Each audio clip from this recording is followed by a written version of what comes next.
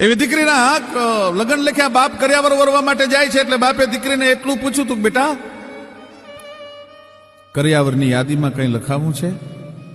અને આ દેશની દીકરી બોલી છે કે બાપુ, આ દેશની દીકરીએ કોઈ દી બાપને કર્યાવરની યાદીમાં કોઈ દી કાંઈ લખાયું નથી. બાપે બહુ આગ્રહ કર્યો. સમજણી દીકરી જનેતાના ધાવણને ઘૂંટડે ઘૂંટડે સંસ્કારનું પાન પીને મોટી થયેલી. દીકરીના મોઢામાંથી શબ્દ નીકળ્યા, બાપુ જો આપને બહુ થતું હોય, આપ જો બહુ આગ્રહ કરતા હોય તો એક મારું કામ કરજો.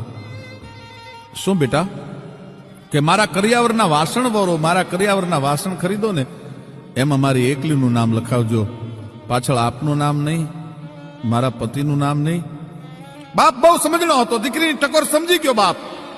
ટૂંકમાં વાત કરું, દીકરી પરણીને જયારે સાસરે ગઈ ત્યારે બધા કર્યાવર જોવા માટે આવે, પણ કર્યાવર જોઈને દરેકને આ વાસણ જોવે એટલે વિસ્મય થાય કે એકલું જ દીકરીનું નામ, બાપનું નામ નહીં, પતિનું નામ પાછળ નહીં, કોણે આપી એની કઈ યાદી નહીં.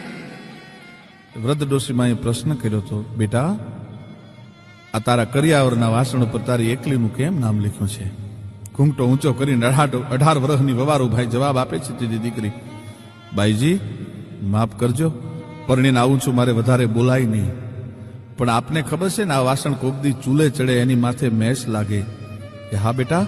પછી એ આપને ખબર છે ને એને સાફ કરવા માટે એની ઉપર સમાજ કોકદી ધૂળ ચડાવે. કે હા બેટા.